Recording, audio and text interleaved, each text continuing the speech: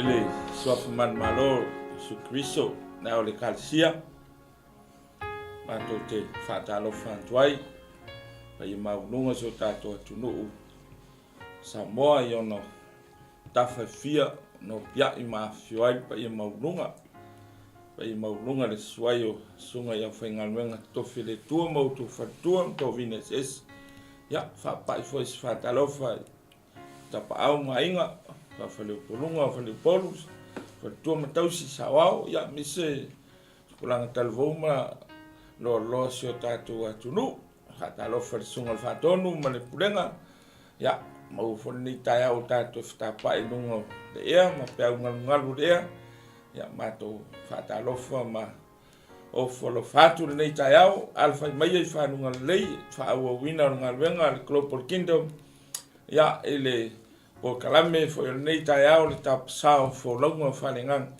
ya o le asa au mai lana fiong e Tapasa ai tatou Folauga ma le savaliga Faaleagaga ya ile nei la tai au manatu o le tatou oi a fionga le tua ya e mai se au mo tatou nei tai au ya o le se i Faataualofa atu ya uso i sunga i whawhenga nei ya ona Mataio tatou se talo ya say hello. 𝗗𝗚𝗦𝗚𝗏𝗡 thank you for having me here. God bless you. 𝗗𝗚𝗦𝗚𝗏𝗡 Ya, Faataualofa tu sa mo le foi tai au. Pe mo foi le ya no tatou ki peilo ai e lungo le ea. Ya, mori atu mo onga ma Faamanianga mo tatou le nei vai tau taua. O le tatou mafau lea i le te vai tau taua o le maliu ki ngā o lo tatou wali. Ia, ia whaamanuia le tua i lau whapongfonga i le nei tai au. Ia, mo le si fia Samoa o le sunga i whawhenga nei o le sunga i atani o Paul mai tatou kalisia i Calcutta, India. Ia, malanga mai mo le lua vai aso ia i ele tua mo nei au no tatou whiloa iai. Ya male sunga le whawhenga mai le lata i Samoa le uso ya sunga e Faataga Faataualofa ya oi maufo nei lao ya vai aso du mana yo le ato italiu ai lau ya e whawhetai le noa e le langona ya tato talamea whasolo ya ono tato taimi le a tato woi le tua e tato whasoa nei tai au. Daniel, could you please open our discussion with a word of prayer? Sure. Our gracious Heavenly Father, we thank and praise God for this beautiful morning, O God, that you have given us, O God.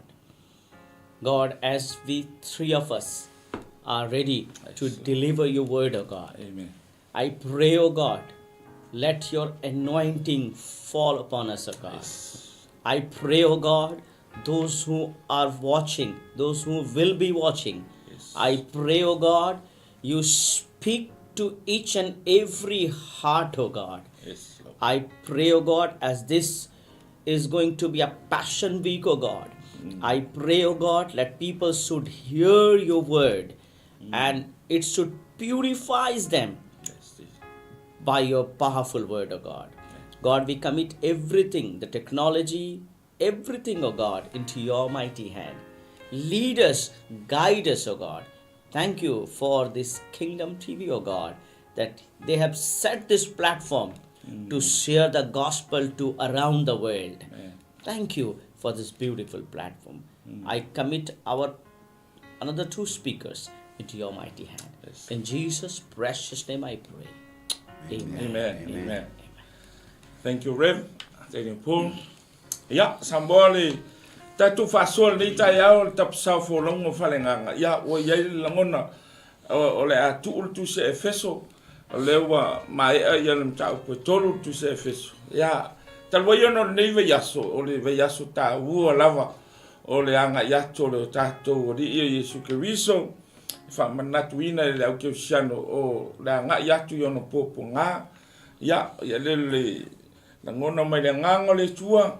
Ia ole a matou talanoa ma matou whasoa toe whamanatu ia ole ala ole puaponga na ui ai ka wiso le sātau talu le tapena ina o lo whaolotanga ma le mato whaolotanga e le langona nei tai au ia o le a toru vaenga le a mato whaasua atu iai o le whiaua no foilo ia sa tu ia maa i o tō whinongalo ia o le Tapasa i o Folauga Faaleagaga i toi whamanatu o le Tatalo Iesu le whanua i ke te semane ia o le a whasoa iai le sunga le whaawhengainga ia Faataga Faataualofa ia o nā ngai mai le no Faamasinoina ia i le Faamasinoina Iesu ia o le a whapenana whasoa toi le sunga ia tani o pōru ia o le whaiunga le misiona Iesu i longa le Sātauro ia o le a whapenana whasoa toi se vai a lau tō wauna ia usi mai a lau whaafonga tātou wō le upo le tua ia aua te aru ese se isau no mai le tua ana wauna ala na fionga ia o was whaasiringa malosi mo oil nei veiaso nei tau le veiaso pa ia so se kirisiano i te tauna tātou langona ina le tāpenanga nei whao le tanga ia ma le whaaloalo o le atu e le amanoa le sunga le whawhengainga mai le lata i Samoa ia a wase fe au se mo mori tātou le whanua le ke te semani po le a se tā ua o le iai o ke viso le tapena ina lo tātou whao le tanga le nei tai au whamanu ia le tua i lau whafonga le nei tai au e ala ia na fionga whawina ia foi lana wauna ai ia matano patu i le pa ia o si o tātou o tunu o e o lantou mogo mai le nei tai au ia le whaasoa whantatau le nei vai tau tā ua Samoai e le langona ma le talitoru o le alaba le bae pea le baenga o e no pia iai ma sila mai ai se i tue whaate patasi a tātou i le fuafuanga loloto le tua ne sauni ai le whaao le tanga e ala ia te ia le ali o Iesu ke viso ina ia maua se o le tanga mo le tangata o ana nafi lea sa tātou whaamanatu ina ai e kāne sia uma ke visiana le aso sa o lau pama o le malanga pātupu mai le Mesia e uia ina fōlinga i sa o se mea i se mea ula i langona o tangata e o le fina ngalo lea o le tua o te manatu o le malanga lea o le amatanga lea o le Faataualofa o le misiona na fio mai ai le alo o le tua i le lalolangi mo le tangata angasal uma le malanga patupu so ma le whaamaina o le marumaru uma le whaamaina o le marumaru so ma le paseka i le tū whaaiutei e whaamanatu pēr le mea na whaia e le tua i ona pō o le polonga o le unanu i ai kupito le na whaatonu ai mose o le sa teita ia le nu o le tua pasi le mamoe paasasina le toto ma vali pou whaalama ina ia paasawina le tangata isala e mai le mala pasio tia e unu matua ina ua uma le nā le paseka le la tatou ua o mai i le mea tāua lea ku te pia pasoa ai mo tatou le nei tai au o le whanua i ke te semane ma le tatalo na whaia Iesu a o whengai ma ti ngā ma mawha ma pua ngā a o luma na i le Faamasinoina ma le Sātau pei una mōli mau i ai le tustala o Luka le mata upo e lua se furu lua au nai whai upo e tosu riva e o le whaas furu ono o lo wha mau ina ai e le tustala o Luka i lana tustusinga lea ngai o Iesu le whaatoanga lea po o le maunga lea po o le whanua lea ua whainoinga o le whanua o ke te semane o le whanua o tālosang o le whanua na afu toto ai lo tātou ori a o pia ngai ma tinga ma le tau aveina o le mamafa o le whaamoe moe i le Sātauro lea sa tātou le tātou te aina whaamauina e le whai mangani o Luka i le whai upa tosu riva ma le whaasapo o te pia whaasoa ina ua uma le paseka uma le whaamanatunga na toi tango ai Iesu le areto ma topi ma watu lo na uso o mwhapea o lo utino le nei o o le a whaamomomoina mo utou. Mui e tango le ipu ia pāpetai, ma ia petalai atu, o le ipu le nei o le whiangai ngā fōu lo utou, o le a whaamalingi ina mo utou. O na sooro lea ma le anga inga, a ngai, i le whanua le nei o 𝗗𝗏𝚘𝚎𝚘. O le whanua i 𝗗𝗏𝚘𝚎, o loo paatu langa mai ai, le ngā luenga tele, sa whiangai mai Yesu. A o whaapena o na petule iai, mapatianga o lo tātou ali. I le sātau, ina ia tātou maua le manuia. O lana tatalo e tau atu i lona tamā. Le mapatianga ma mafa o lo o amo e lona whinangaru. Ai o luma nai pōpuanga ma whainga tā o le sātau. Mai le tala, wa alu Yesu, ai muri atu ai lona au so'o. Wa pio Yesu i le whanua lea. O na muri atu lea o na au so'o. Na sila pia Yesu, le muri atu o na so'o i ateia. Na o ai le au so'o. Sa nato pena malama pe le malama. Sa nato wopea pe se a le winga o le anga ingo Yesu. Aba ai le tala al tusta. Fai mai o lana maasani lea. E maasani Yesu e alu le whanua lea. O le alu na wha moi. Sa ia tatalo, sa ia sa ili i le atua. Sa wha to ele i le atua. E fe soani a o whiangai ma le mission. Le wo mai i le teime Faataualofa wai. Le fuafuanga lea ne atua moi. Pai mai le tala le kusitala. E maasani ai. O lana maasani lea. E tā ua te. Tā ua te. E le ngata o lana maasani. Ai fai mai le tala. Na langona Yesu. O lona to o manga lea i le teime o fita ma whaingata ua whiangai nei. A o luma na i le Faamasinoina. Ma le sātau. Muli le au so'o e whaaliu Yesu ma whaapeatu i ate i latou. I outou tatalo, ne i o mai i ate outou, le whaau sosoanga. O le upu, o le meta ua, o le pia whaamamapa i sa moa i lau whaapongpong. O le tatalo. O le pesota inga o tātou i le mana, ma le ona le malosi umalama, o lo tātou otua. E pea polinga, o le mea le tau fia momoli mai le kusitala mo tātou uma. E le ai se mea e whaingatā i le atua. Pea tātou atu i le atua e ala i le tatalo. Whaaleo ia te ia o tātou mapatiang. Whaaleo ia te ia a venga mamapa o tātou whiangai i le olanga. E le talanoa se telefoni, e le talanoa i seisia mea. E whaaleo i le atua o tātou roto. Ai whapea una whaaleo. E ala i la tātou ta. O le tala lea i sumwhai luna so. Usoi. Mata ala mata talo. O loo a ngai mai le wha o so song. E le ngata mo o tau, mo hau. Tātou sa ili i le atua. Tātou no i le atua. Tātou sa ili i a te ia mo se pe sosoan. Ina ia mwhaina le wha mawhana ina i tātou. I taimi whainga tā o le soifuanga. E lela i titi la le wha moe Yesu mo le au soko. I rau po le tungu e le siri ta ina i loro tāpua. A o whianga Yesu ma mawhatianga, ma le mawhatu o le abenga o tau am. Sa ia mo o mia le au soko e tatalo. Sa ia mo o mia o na uso, po e na bana a wina. Ia lato nofo.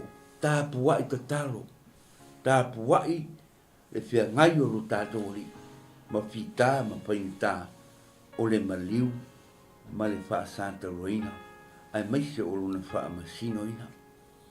Wa fio Yesu, leisi mea o pitu silo na mātou ngofi, ua ia to o tuli, i luma o le tamā, matatalo, ua whaapeatu. Ia eve e sire nei ipo ia tia. Wa lava se whaapunga lea. E whailoa mai ia te tātou le mamawhatu o le abenga o te wami. Na whaailoa mai i le tala lea, ma le wha maunga pa ia mga ria o Luka. E le ma le abenga o tau ave i lea teimu. Mai mai Yesu ave ese le nei ipu i atea. O le ali ipu. Ai sea u whirangalua Yesu e ma mapatu. O le ipu, o le tua sa o le tua. Ona o le anga sala. Ua ave e whaae i a te ia e le tua. Anga sala tangata e to teli. E iai oe, e iai ha. Ala mea pitu silio na mata ngofi. O paai unga o upu o le tata. A mai isu. E wane i whaia lo roto. A o lo fina ngare. Lea tu buai. E uina mamapa. E uina o mana o ave ese mai atia. Ai, lo tamai. A wala wane i whaia lo roto. A o lo fina ngare.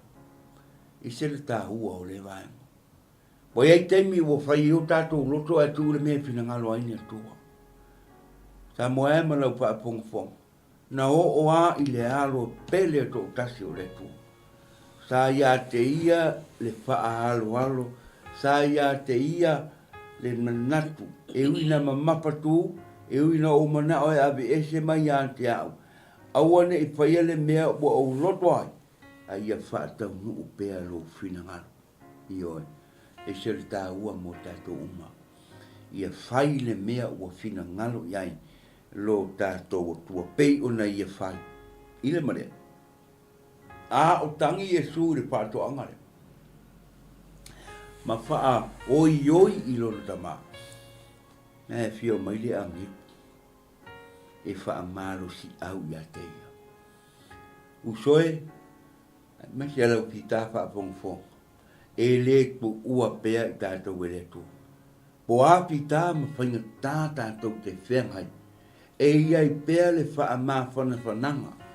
Alona nganga i a te i tātou. Tātou te mauai le mā whanawhana. Tātou te mauai le mā losi. Tātou te mauai le mautinoa. Ma mauai lo tātou loto kele. E ui ina tātou bai. O la paulo, o lo bai. Pa ato toa i lo mana. Ioi. A whai e se mea o te mita ai. O te mita i le mea ua o bai mai ai. Yo. Pio mane angen. Wha marusia. Ai. E se rane manei. O le mea ta ua o lo langona ina o le wha marusi. Au ma le wha mawhana mai. E ui ua o pua ngā. E ui na pua ngā o ia. Ai whai mai le tala tu stara. Ua matua atiri ai. Ona ia te talo. Wāki ai le Tatalo a Yesu. Ai pai mai le mo le mau o Luka. Wa sisina mai lo na afu. Wo alu toto. Ia, ele o i e tau mai ai Samoa. E oka le mamapa o le abenga na i e tau ave i le taimi. Sala ina fai mai ave ese le ne ipu i atia. Tato mro le ia a tato wafo o le sua bai. Au le tala al tustala.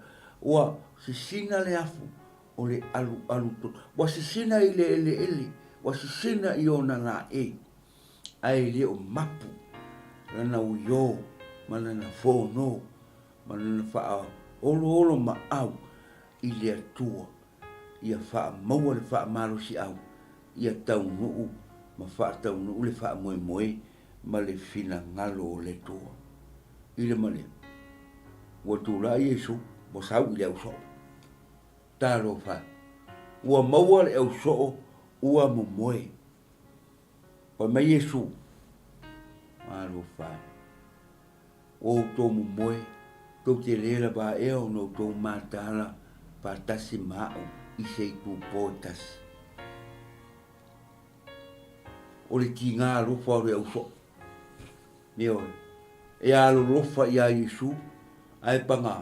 Ano Yesu ana petalai ua mana o iai le roto ai panga mo vai le tino ula ia sa Tatalo ma li watu rona au so ua maua i latou ua momoe ua toe afio Yesu whaau au pea le Tatalo i le tamā ona ele pai ngofia ma la ititi le mea le whaatalitali mai i atei o lona Faamasinoina, ai mai se, o le Faasatauroina. Bua fo yatu Yesu, ilo na uso, ua mawale uso, ua momoe bai lama. Pai mai le tala Yesu ye le uso, tu la ia. A fai wale mawhai no tau tatalo au tau malolo, tu la ia matatalo. Ina ne I yo o mai le wha au so songa ia te o tau. O le au ngā toa le wha mo samu. Ma le fi au lea o mori mai o le eseta mo tato umu. Na o oa ia ke viso. O ia na liu tino tangata. O languna ia pa le tangata. E te languna ina ma o languna ina ma tatu languna ina. I le soifua ma le o langa patau ba. O tato soifua ma online. A le alfi au o mori mai. Aua ne a vea poponga ma whainga tā ma lu I tā wale soifuanga. E tātou te whaia ina ai. E wha leo I ata mā. Mea ua tātou bai ai. Mea ua tātou whianga iai. Ma poponga ma whainga tā. Ua whiangai ma lo tātou ai. E wai le aise mea. E whainga tā I lo tātou oto. Ine mare.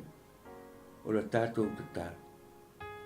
Ta watu I le popua ngā lea o tātou peangai e sili atu ma te le atu le atua e lava matotoe e pesoa soan mo tātou.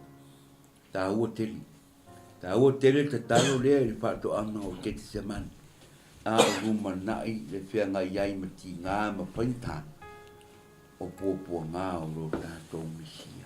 Ioe, tā moe? Pe soan mai le nganga o le tu.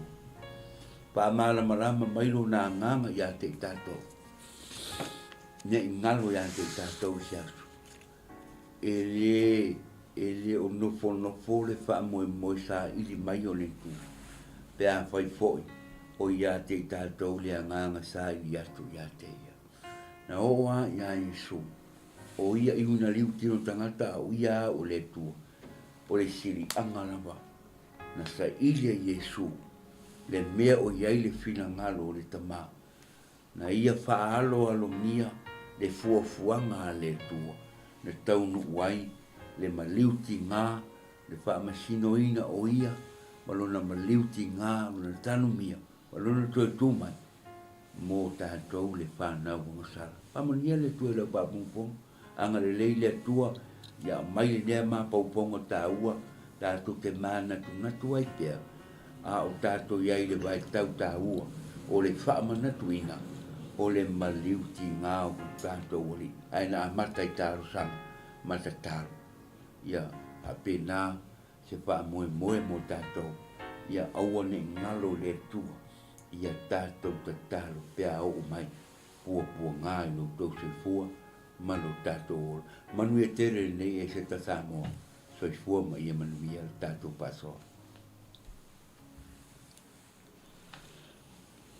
Praise God. What a great thing we heard that Jesus was in the Garden of Gethsemane. And from there, they arrested Jesus. And I got the topic to share about the judgment and trial of Jesus Christ. If I see who can judge Jesus, Jesus is himself judge. He's a holy judge. No one can judge Jesus. But let's focus something here. What happened after the Garden of Gethsemane? The Bible says, book of Mataio, chapter 26, verse 59 says, Now the chief priest and the whole council kept trying to obtain false testimony against Jesus so that they might put him to death. Bible says the chief priest, can you imagine? Jesus is himself is the high priest. And who is trying to judge? Chief priest. I don't know how, me and you can judge Jesus. But book of Hebrews says, the book of Hebrew, chapter 4 verse 14 to 16 says, "Therefore, since we have a great high priest who has ascended into heaven, Jesus, the Son of God, let us hold firmly to the faith we profess. For we do not have a high priest who is unable to empathize with our weaknesses, but we have one who has been tempted in every way, just as we are, yet he did not sin. Let us then approach God's throne of grace with confidence, so that we may receive mercy and find grace to help us in our time of need." What a great high priest we have. And you see this high priest. We have a Jesus high priest who always wants to save us from the sin, who always wants to cover us with the grace. But we have another earthly high priest. He is trying to trap Jesus. He's trying to put Jesus somehow so that he can be die. That's the difference between earthly people and God. Here, Jesus, they're trying to put him to the death. But what Bible says, they did not find any, even though many false witnesses came forward. But later on, two came forward. They were not able to talk to Jesus. He was so confident in his thing. But things has to be happen. Jesus said, okay, no one can kill Jesus. No one can crucify Jesus. It was Jesus who allowed people. It was Jesus who said, okay, without cross, there is no remedy. Without cross, there is no redemption. Without cross, people will not get forgiveness. So that's why Jesus allowed. Hallelujah. Then we see, when it goes on, there is a disciple who loved Jesus very much. Just now we heard in the Garden of Gethsemane, Peter cut the ear, and what he said, no one can touch my master. But here, Peter denied 3 times. And he's saying, it's happening in this between. Peter said, but he denied it before them all, saying, I do not know what you are talking about. When he had gone out to the gateway, another servant girl saw him and said to those who were there, this man was with Jesus of Nazareth. And again he denied with an oath, and I do not know the man. The person who loved Jesus very much. Do you remember Jesus asked Peter, do you love me? Peter said, yes, Jesus, I love you. Do you love me? He said, yes, I love you. Do you love me? He said, yes, I love you. There will be many times we say, Jesus, I love you. But when we face any problem, there you have to stand firm. That yes, Jesus, I love you. In each and every situation, in each and every circumstances of your life, you need to say, I love you, Jesus. In many ways, in India, in many places, when you face problem where you have to say that, yes, I am the follower of Jesus, sometimes you say, okay, let me escape in this way. If I will say, no, Jesus, I do not love Jesus, so after that I can ask forgiveness. No, my dear friends. There you have to prove that I love Jesus. Because your God is the God of Shadrach, Meshach and Abednego. He can save you. He is the 4th person always with you.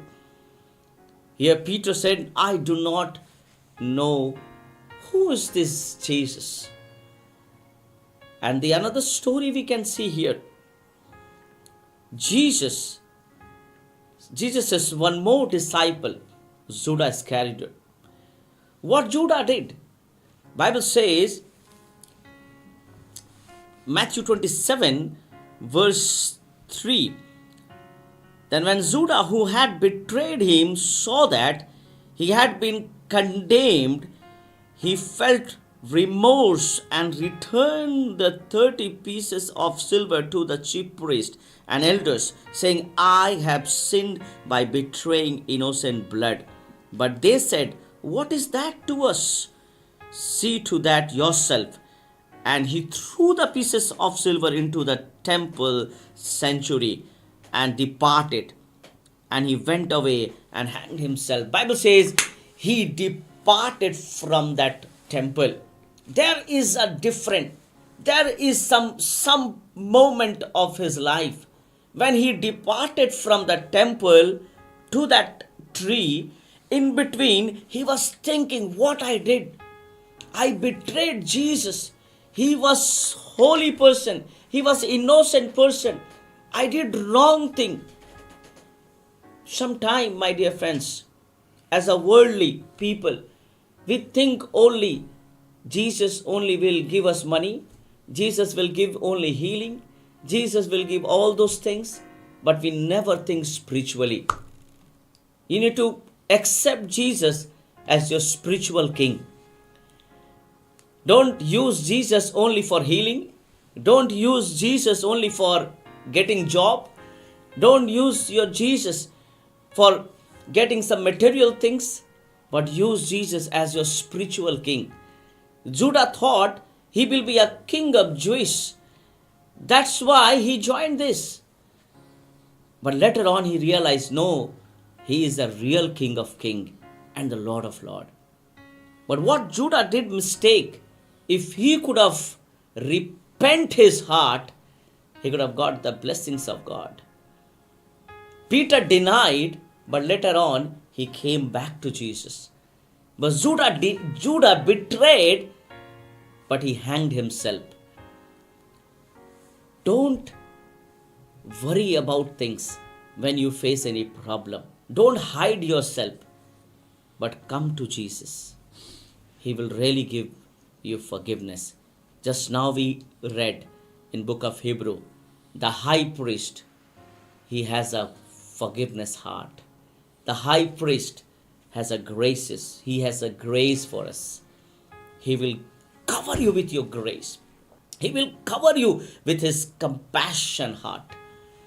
Do you remember when crowd is to come to Jesus, their Bible mentioned Jesus was moved with compassion. When you come to Jesus, Jesus moved with compassion. When you come with your family, Jesus moved with compassion. When you come with your sickness, problem, burden, he moved with compassion. And Judah did that mistake. And fourth thing we can see, Jesus was before Pilate. I do not know what happened there. History doesn't talk about so much of Pilate. There was a period of things. Every Pilate was given 2 years to 4 years for that chair. But do you know the Pontius Pilate, who was judging Jesus, he was kept there for 11 years. He was in that chair 11 years. I do not know why. Maybe it was the will of God. And there were people were saying, so when the people gathered together, Pilate said to them, whom do you want me to release for you? Barabbas or Jesus, who is called Christ? For he knew that because of the envy they had handed over him. While he was sitting on the judgment seat, his wife sent him a message saying, have nothing to do with that righteous man, for last night I suffered greatly in the dream because of him. Pilate was so afraid to pass the judgment because somewhere he got the news from his wife. My dear friends, have you heard the message yesterday when Jesus was entering into the Jerusalem? What people were saying? Hosanna, Hosanna, Hosanna, the King of Kings, Hosanna. What's the meaning of Hosanna? Save us now. The meaning of Hosanna is save us now. Do you remember when Jesus was feeding 5,000 people? Do you remember Jesus was healing many people? They were saying, yes, he is my Lord and King of Kings. But now the scenario changed. Now the things change. The same crowd, the same people are saying, leave Barabbas for us, but crucify Jesus. People will leave you. People will tell you many things. But don't discourage in your life. Never discourage in your life. See what happened here. Book of Matthew chapter 27 verse 22 says, Pilate said to them, then what shall I do with Jesus who is called Christ? They all said, crucify him. And he said, why? What evil he has done? But they kept shouting all the more, saying, crucify him, crucify him. The same people who said, Hosanna, the same people who said, he is our healer, the same people ran and said, oh, Jesus fed 5,000 people. The same people is saying, crucify him, crucify him, crucify him. People will change. Situation will change. But your Jesus will never change. Amen. Your God will never change. Love Jesus. The same people who love you today, they will hate you tomorrow. The same people who are always saying, I can die for you, the same people will leave tomorrow. But your Jesus will never leave you, nor forsake you. His promise is so faithful. I have experienced in my life, many of the times I was alone in my spirit. I was alone. I thought I will be giving up. I will close down the ministry. I will shut this church. People will be there. People may not be there. But Jesus will be there. Today, tomorrow, and forevermore. If you are sick, Jesus is there. If you are healed, Jesus is there. If you are alone, Jesus is there. If you are with a crowd, Jesus is there. But see, look at these people. Just now, few days back they said, Hosanna. Now they are saying, crucify him, crucify him, crucify him. I just want to give challenge to all the people who are watching now. 3-4 challenge I want to put before you. Are you in that crowd who's saying, crucify Jesus? When you are in the marketplace, when you are with people, there you have a chance to share the name of Jesus. Are you sharing the name of Jesus? If you are not sharing the name of Jesus, in that way, you are saying, crucify him. If your life is not speaking the name of Jesus, if your life is not a living testimony for Jesus, you are in the crowd.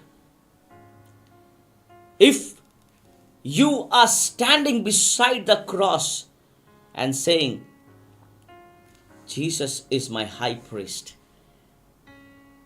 God will honor you. God will bless you. I'm telling you, nobody will kill you.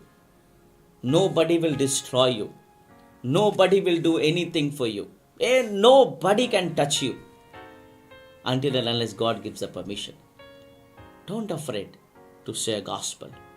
Don't afraid to tell about crucifixion. In India, we have a history book. In the history book, it is written. What it is written, very beautiful thing it is written. It is written, Jesus came to this world and he died. Jesus came to this earth and he died. After that, history closed.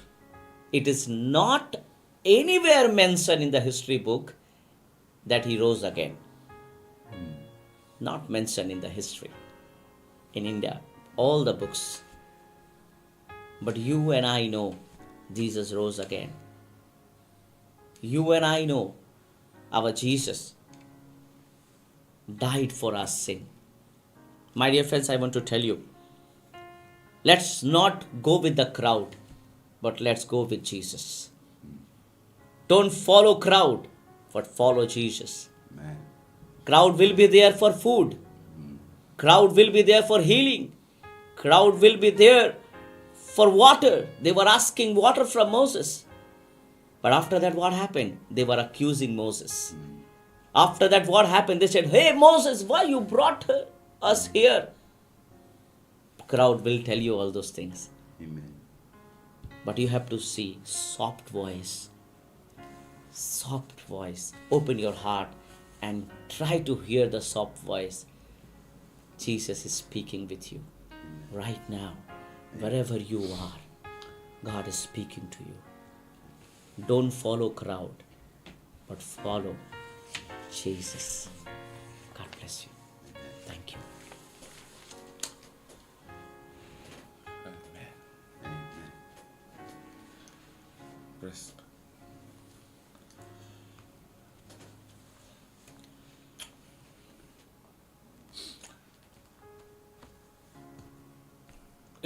Talo fai.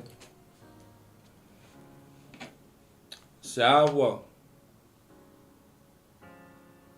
Poponga tia i whampea tanto ria Yesu. Le tua le langi na riu tino tangata. Awa o tau whafonga i whanua i kete semana. Ua tangi whano. Ua afu toto. Te ena lona manao e lona tama. Te ena lona manao e ono so. Ua le ai se fesoa soani. O si linga tali seu se fesoa soani mo Yesu. Ma toe lava a feia la lana mission. Le atu o le loto. Ele ona o le fefe alu sa tau. Ai o le te anga malona tama malengang pa ia. I le ulu wa taimi. Taru le tapena ina o lo fa o le tanga samo. A lea o ta i Faamasinoina. Talo fa. Le tangata e mai le aisi angsa. A ua tu le tu langa le tangata angsa. Le tupo le langi a ua Faamasinoina i tangata angsa la le lalolang. Wangu ea isia. Ule ai esa na tala e tali atu i Faamasinoina. A o Yesu ia te ia le power, ma le authority. A ua le mwhai. O na ia Faataualofa, a ua sauilona i tū tangata. Se ia alu le Faataualofa. Ua te ena fo ia ona so. Le petelu, le yuta. Ua latou, te ena latou te lei loa ke visu. I le loto lo toi ona ti ngā, ma whainga tā ma le Faamasinoina. Talo whai. Ua i ulava le Faamasinoina.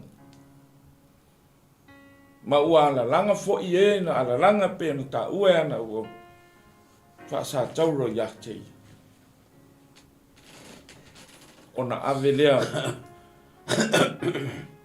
mai ua sasa. Ua po, ua wheanu. Le Faatauroina ma Fatu. Whamai e savali, e amo ma pau. E amo ma pau. Le a ngai i le maunga i Kalivario na mo to tasi le satou. Le la au le matanga, le la au le whaalumaina. Ua amo e kia viso. Ua tā i tā e tolu se fulu ma le iwo. Ua whaalava lona tino i manua. I mai le tala le tuisitala wa i loa atu o na iwi. Ua tōto a ano le sasa. Sia ua polonga ai whapea lau tupu Samoa. Sia ua ia le whaonga ina ai lona pawa o io le tua.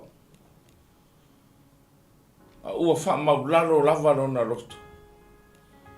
Se inu le ipu o ona. Le toa sauro na ta maa. Se ia wha mangalo anga sala Fatu ma tātou. Toi mo moli tātou e le awhionga le tua i lea whanua. Le whanua i kete se mani. Le whanua i Kalivario. Na whātau nuu ma whātino ai. Whamoe na sawa i ke viso. Na liu tino tangata i le li o le loko. Sau se i alu le sātauro. Se i whai le fina ngalo lon tama. Talo whai. Le ai se tala, le ai se tali atu. A ua tū lava i le tūlanga o le tangata, ua tau salaina. Se i amo, ma se i tau ave, o ta sala ma ta mio leang. Dio la al perfetto Isaia. Ua, mo momo ia ona tātou so tula fon. Manua ia, tātou wa mio leang. Ona whaalava fo iwa, ma lo ai tātou. Whaalava lo na tino i le toto. Whaalava lo na tino i manua. Le sala sa te tau o na sasa ia. A whao i ona i lima. O le tau lo na i tū. O le pale tui i lona au. Hoi mai o sa sali mai. E tala o le pale a ano le ao Yesu. O lilo fia o na foringa le toto. Ona ao. O lona i tū. Na tu ia le tau. Sia ua whai ai whapea. Le alo o le tua.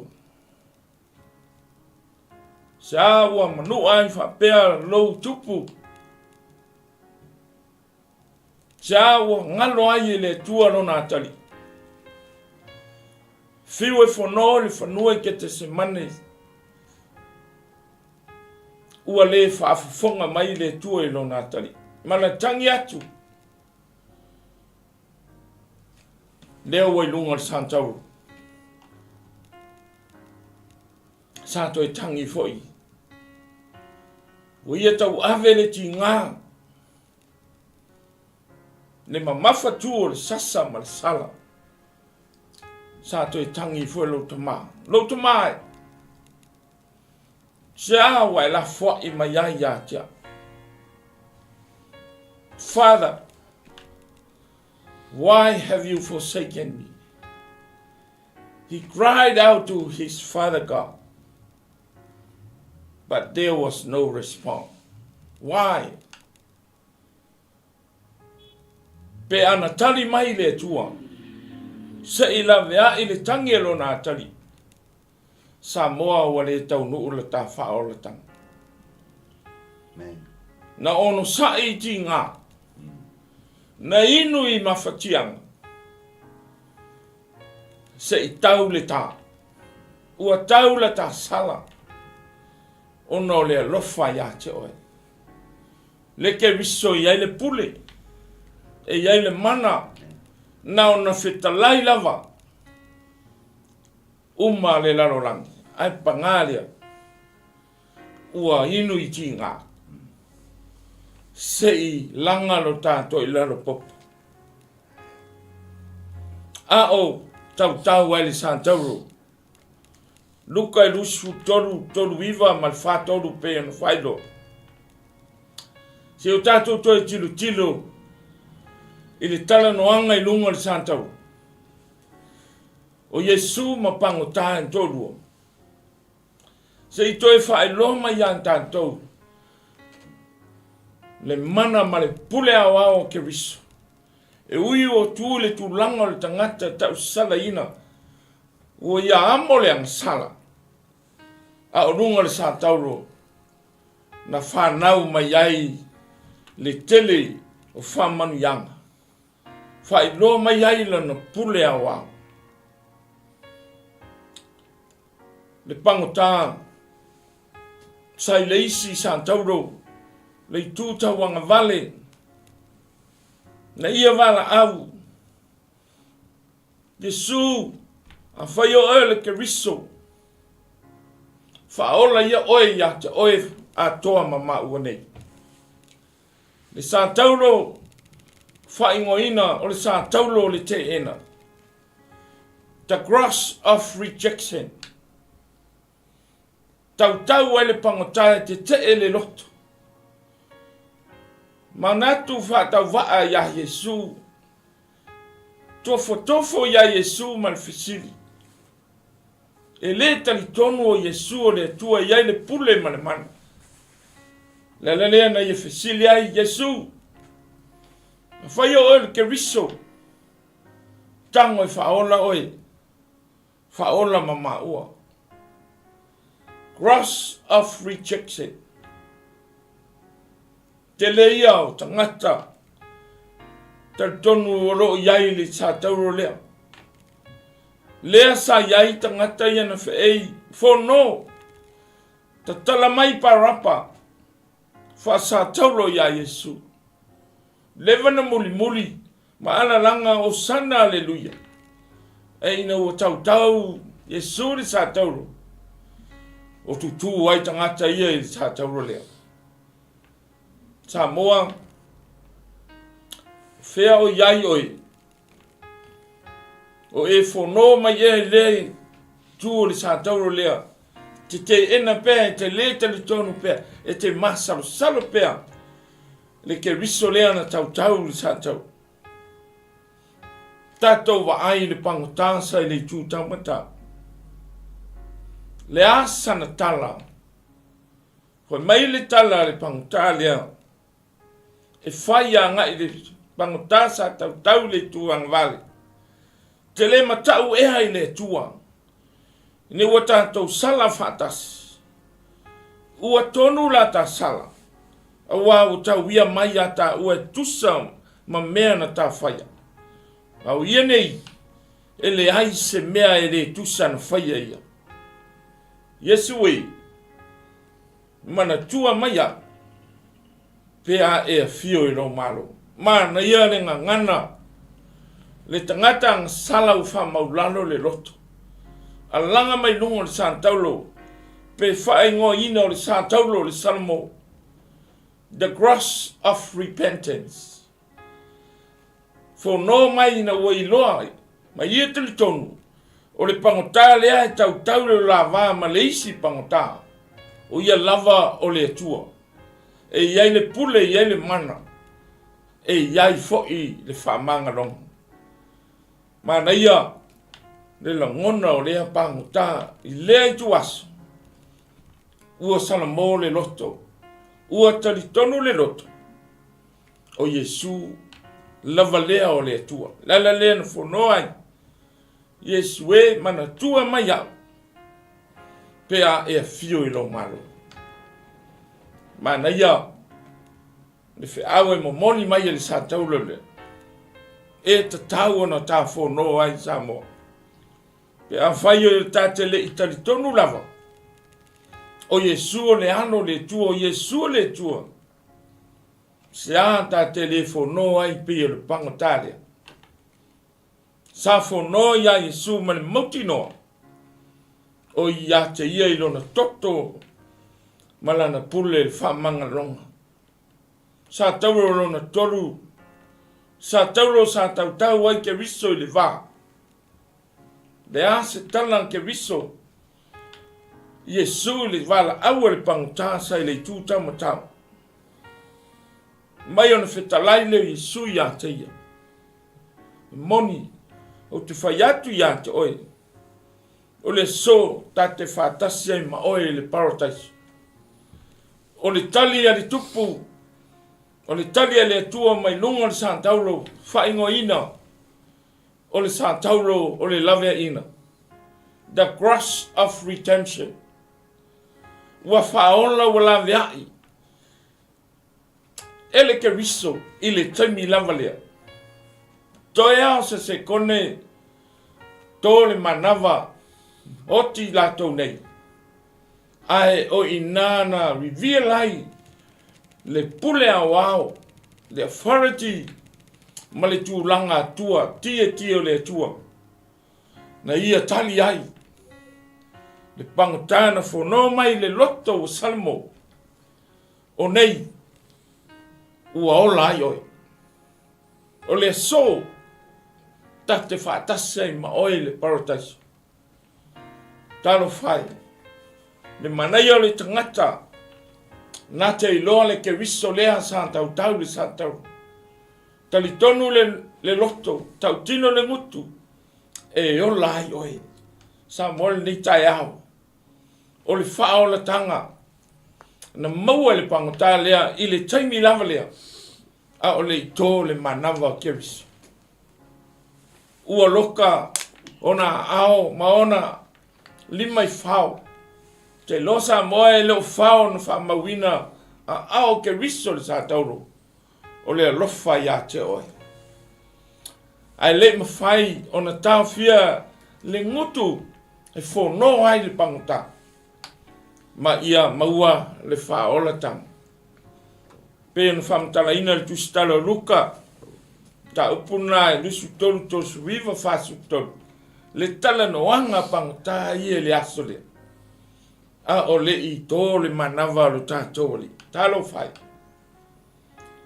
Whai loa le mana, whai loa le puli. I lunga le tana noanga sa taulo. Sa mole ni tai au. Tātou o ese ia ma le sa taulo le te ina. Walk away from cross of rejection. We need to humble ourselves. Repent from our sinful life. Tātou o le tūlanga le Sātauro le salmo, cross of repentance. Repent from your sinful life. Invite God. Invite Jesus to be your Lord and your Savior. Because He is the only way to heaven. Once you receive Christ in your life, you will be blessed eternally.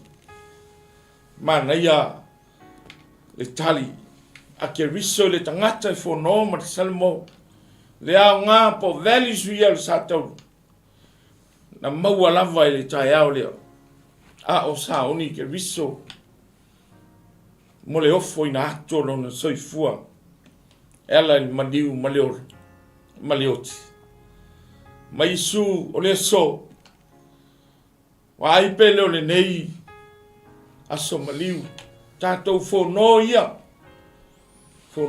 mai le Sātauro le salamo ina ia whamangalo tātou ang sala ke riso. O tele aso tātou whamanatu pēr le toi tū mai maliu. O le aso na au ngā. O le ase whe au, o le ase whawhangu. O le ase lapata inga mai lunga le Sātauro.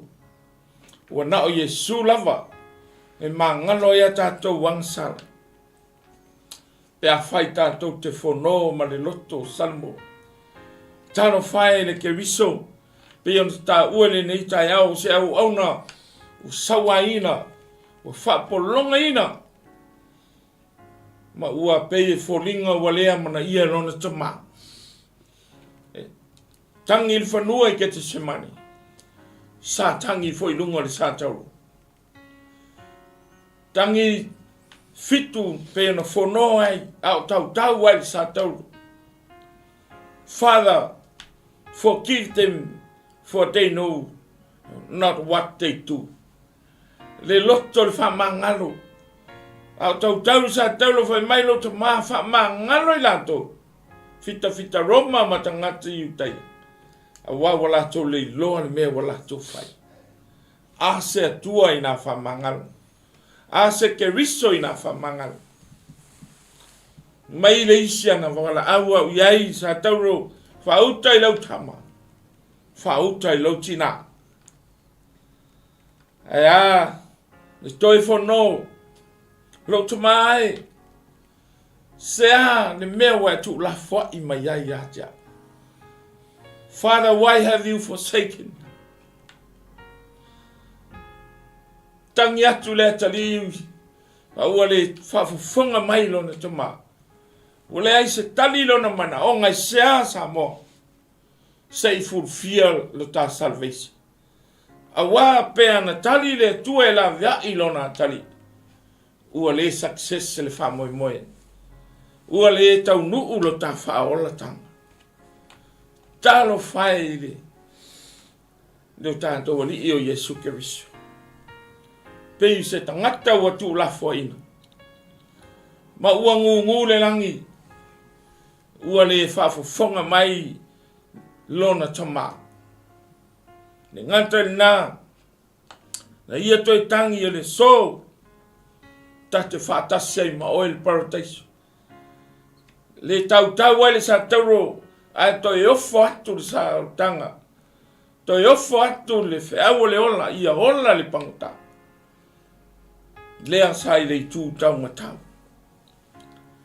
Talo whae wa polonga wa ti ngā wa ngā lala wa mai wa au fia inu. Tali tua lima le manao ke viso le fia inu se vai mangalo. Ufufui le omomi le vineka au atu I lona fufonga.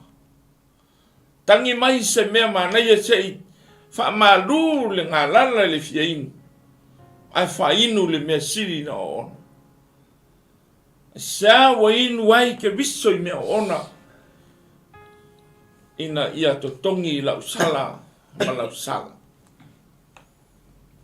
Mulmuliane maileo ke viso ua taunu. Fulfill wha moi moi na sau wai ke viso. Ina ua tau le tā. Ua tau le to tongi ina le to sa. Ma mawhatua le tua na sa ai lunga ia te ia. Ina ia ola au le tangata angsa. It is finished. Completely done. The will of God through His one and only Son Jesus Christ. Amen. Amen. Finally, tangi lona fitu hao iai lava I le Faatauro ona tōlo leo lana mana. Father, into thy hands I commend my spirit. Talo whae pe a tātou wa ai whan mafo whau. Ua peio se tangata ua tumu le angsala. Au le tangata le aise angsala. A ua tu le tūlanga le tangata angsala. Sa tatau ona tu ai Fatu. Sa tatau ona totongi a ta ua. A ua amo ke riso le na whaia oe ma. Se ia langa lo tātou I lalo taru tātou rua I matua o a tamu mai. Whanau ai tātou mai le angsala. Ma ora totongi le angsala le oti. Peo la le apostol. Sa moe le tai au. Ua nao se toi whamanatu le Tapasa o Folauga. Aua nei whawhangongo tangi ao ia te oe. Le maliu ma puapua ngāo ke riso. O le soifua sa mai o ke riso. Na a mai a toa lona olo. He offered himself completely to suffer, to die on the cross for the sake of ourselves. Oh, yes. To pay the price of our penalties. To redeem us from the bondage of death. What a great salvation He had prepared for you, for you, for you, for me, for all of us sinner people in the world. Yes. He loved us so much. Le whaolatanga na ngalu lue mai personal tama. Le tama, le tual tama. He made a planning. Al fulfill por el fati non al planning le. He sent His Son Jesus Christ. Le persona lo no tolu le ngang pai. Wa wina mai e fa mau fai longa ina I tatou. Ina ua tatou fatua le tala lele. I pua ngao ke riso. Samoa mana fatua. Fea o yai o ele nei taia. O e tu e le tu langa. O le tangata o whono mai le sa taulo le te ena. E te tofo e te le te li tonu. E te le manatu mamafa. Seahan te le alu ese mani nā sa tau. Sawia le sa taulo o le whamangalong. The cross of repentance. The key to eternal life is repent. Humble yourself. Repent from your sinful life. And accept Jesus to be your Lord and Savior. Once you repent from your sinful life, Jesus will accept you and take you into eternal life. Ole tape nanga le na. Pe ana whaia iai se isi mea I tua atu o le whaoratanga. E sao ai ta ua le ola I whawawau. Ua lea o ngāle maliu o kevisu. Le au whatu tu wae. O le whiau le nao le nei toi tu. Le nei aso maliu. Le nei vai aso ta ua le Holy Week. A wanga atu le whamanatu ina. Toi manatu lava le tuna. E le I whaingo fia le tapenanga o le whaoratanga. O lona soifua. O le alo tō tas. Le peresona o le alo. Na mai se I ma ngalo taua. A vea ia le nei aso maliu. A vea ia le nei e seta. A vea o se e seta. E te lua whale lei ai ma le tua le tama.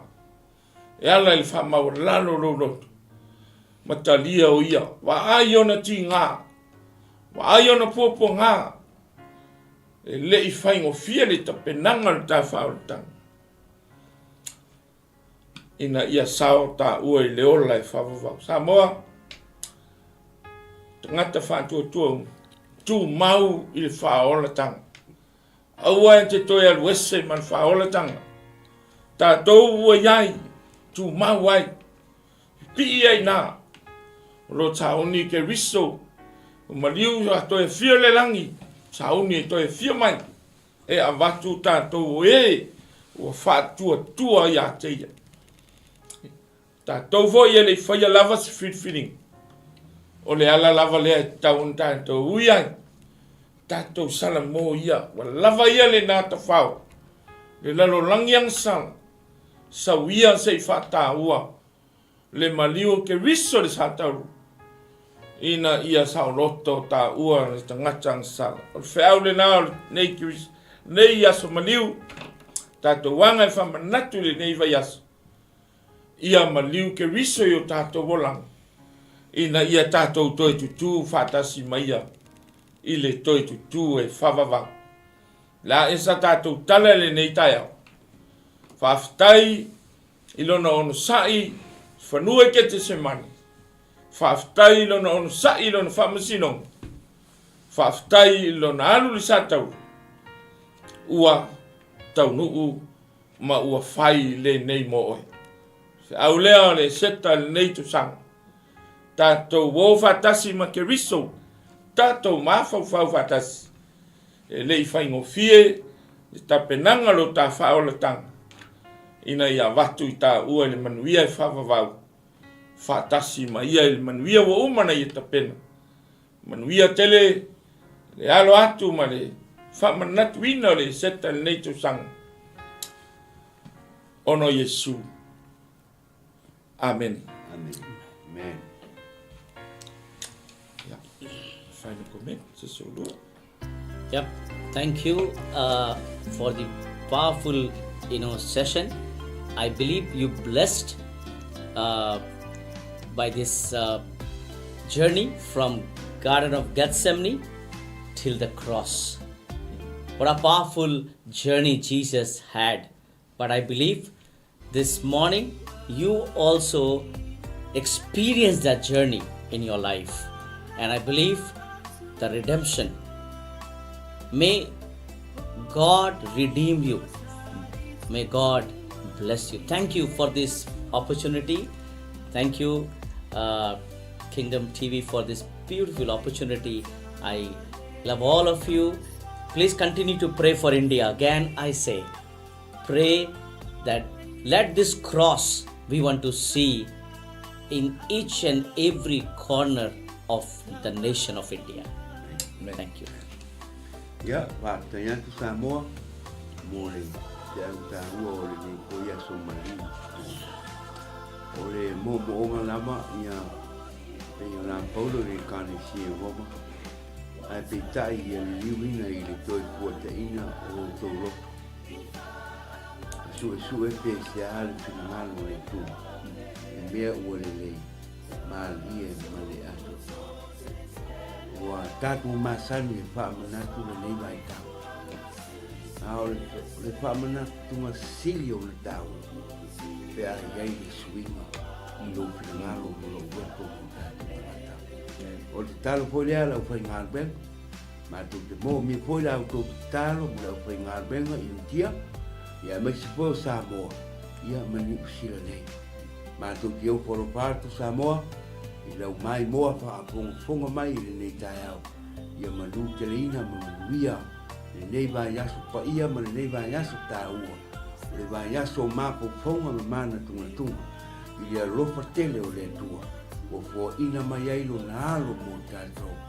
Tātou talia ma sa pai whātua ele ele. Le alofa tu noa o le tua mo tātou.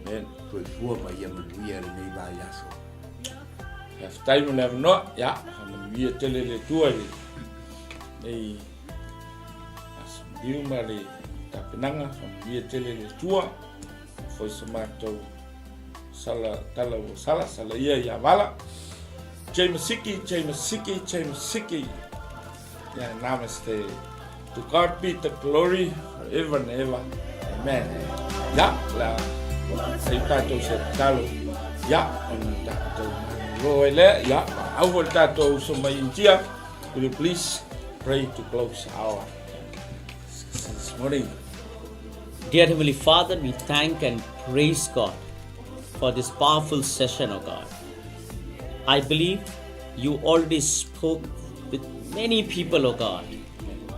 Thank you that you started. The Garden of Gethsemane was not easy prayer, O God. It was very hard and very, very hard. Thank you, O God, that you suffered for us. You died for us, O God. The cross was for us, but you took our cross. Thank you, O God. It shows that how much you love us, O God. Your love is beyond description, O God. We cannot describe your love, O God. Thank you that you have touched our life. I pray, O God, let this Passion Week, many people should come to the cross. Many people should surrender their lives to you, O God, and accept you as a personal Savior and Lord. I pray, O God, let this Passion Week, let this message, O God, should go to many people, those who do not know you, O God. Thank you, Jesus, for Reverend Fatu and Pastor from Samoa, God, that you use them mighty way here, O God. Thank you, O God. Let this message should go not to only Samoa, but around the globe, O God, wherever the people are hungry and thirsty for your word. We give all the glory. I pray for this platform. Let this platform should be a great channel of blessings for many nations, O God. Thank you for Pastor Mike, O God. You continue to bless him, O God, and bless his family. We give all the glory and honor. In Jesus' precious name I pray. Amen. Amen. Thank you. Ya, whaftai, pawas whalinga lea Samoa, tātou le ise me lotu e le fia le sfarele le seta. Ya, o le sunga ya Daniel Paul, preach speaker i le tasi tolu lua Old Wairoa Papakula, ya, mana ia pe whape moso wa manoa, ya, waitoi fo il vai aso le sunga ya Daniel Paul. Ya, mana ia lau suatu pēle se fitu le fiafi. Ya, tato whaistato i ki ma fellowshipi malana wauna. Ya, pēa rea se me te sui e les whalere tasito lua Old Wairoa Road i Papakula. Ya, o se wharinga le titi lea whaftairi se sunga whatonu. Ya, manuia whasaunga ne aso. Manuia niso au auna o purimu mai. Ya, e whawhareina le sunga le tua, sofua. Ya, thank you.